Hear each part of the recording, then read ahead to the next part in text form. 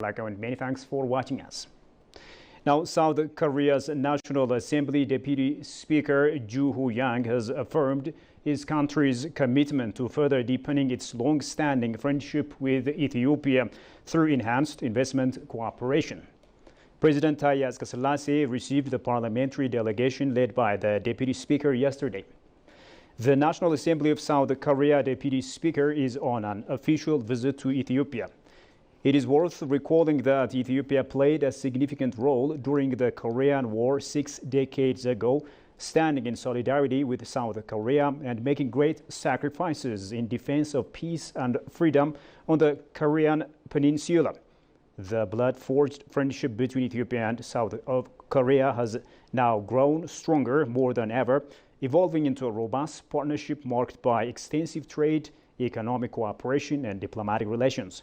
The Deputy Speaker stated that he has expressed his country's deepest respect and gratitude for Ethiopia's sacrifices in support of peace on the Korean Peninsula during his meeting with President Taye.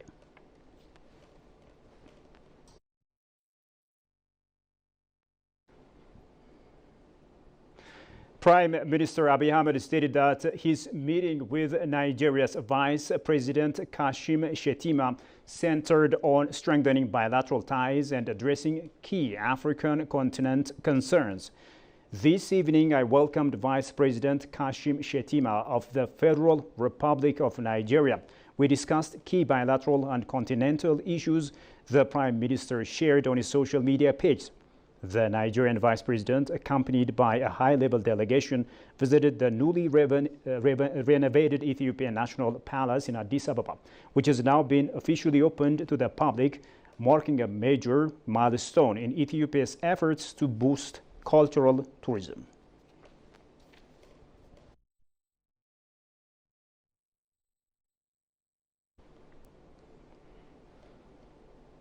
Ethiopia's Minister of Finance Ahmed Shide held high-level talks with senior officials of the Industrial and Commercial Bank of China in Beijing on deepening financial cooperation and advancing key infrastructure projects. The discussion centered on the progress of ongoing initiatives, most notably the Bishoftu International Airport project, along with broader efforts to enhance Ethiopia's connectivity within Africa and internationally. The minister underscored the strategic importance of sustained investment in infrastructure, noting that such projects are critical to accelerating economic integration and regional trade.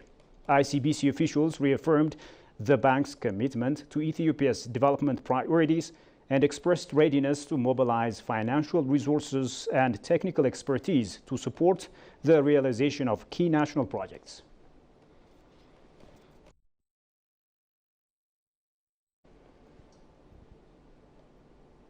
In other development, Ethiopia's Finance State Minister Eyob Takalling is participating in the 12th Paris Forum being held in France.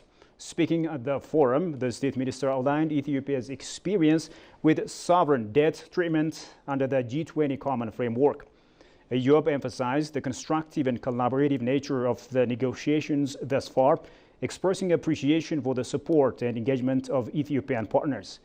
The State Minister emphasized the importance of maintaining a predictable timeline to ensure timely access to debt relief for debtor countries. Additionally, the State Minister highlighted the need to enhance transparency between debtor and creditor countries and called for a shared sense of responsibility, recognizing that the burden and success of debt treatment relies on the collective commitment of all parties involved. It is to be recalled that Ethiopia is currently benefiting from debt treatment under the G20 Common Framework, according to the Ministry of Finance.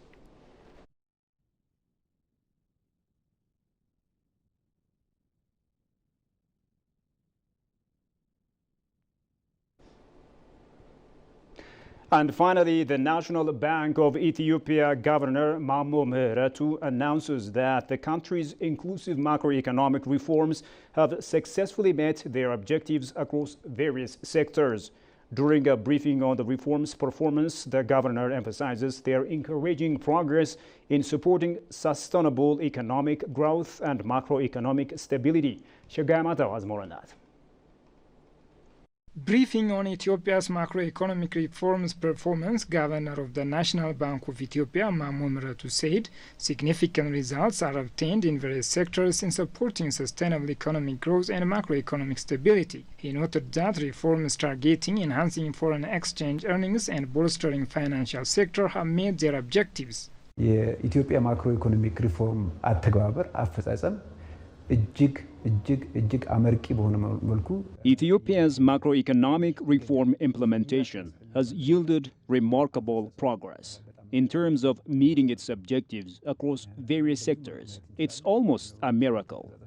The effective implementation of the reform framework have brought notable outcomes in foreign trade, foreign exchange reserves, and inflation reduction. These achievements are also confirmed by the IMF report, saying Ethiopia's macroeconomic reform program is exceeding expectations. የዓለም አቀፉ የገንዘብ ድርጅት በቅርቡ ባወጣው ሪፖርት The governor also indicated that the macroeconomic reform implementation have registered remarkable progress in reducing inflation and enhancing foreign exchange earnings, among others. በገንዘብ ፖሊሲ ከተወሰዱ እርምጃዎች መካከል የማክሮኢኮኖሚክ ሪፎርም Since the reforms began, inflation has been gradually decreasing. Food inflation has fallen to below 12%.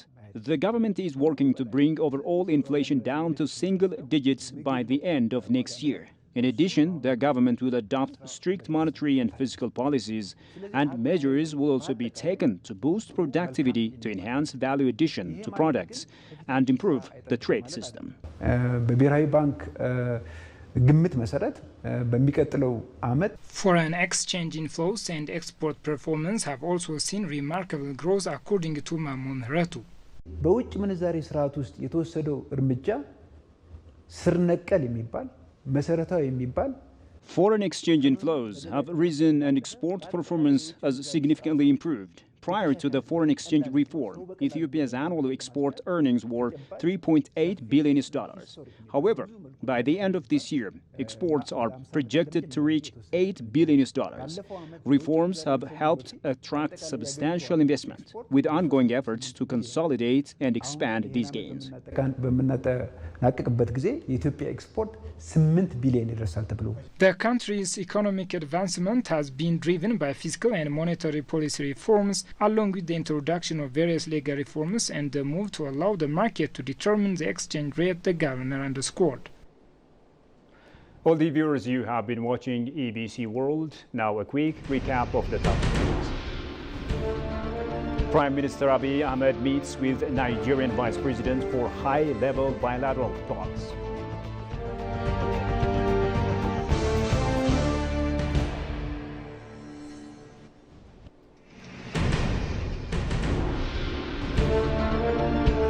And National Bank of Ethiopia Governor Mamo Mehretu says inclusive macroeconomic reforms delivering promising results.